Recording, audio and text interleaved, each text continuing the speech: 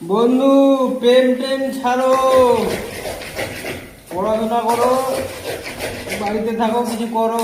নাহলে আমরা পড়াশোনা না করে দেখো কোম্পানিতে 12 ঘন্টা ডিউটি করে আবার রান্না করে নিজে খেতে হয়। অনেক কষ্ট। যারা বাড়িতে থাকেন তারা বুঝেন না যে পড়াশোনা কি।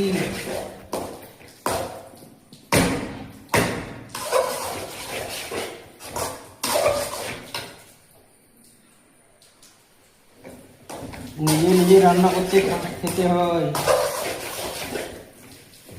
সবজি ভালো না হলে আবার গালাগালি শুনতে হয়। ভাই দেখো, গায়ের ঘাম মাথায় যাচ্ছে, মাথার ঘাম পায়ে যাচ্ছে, কত কষ্ট।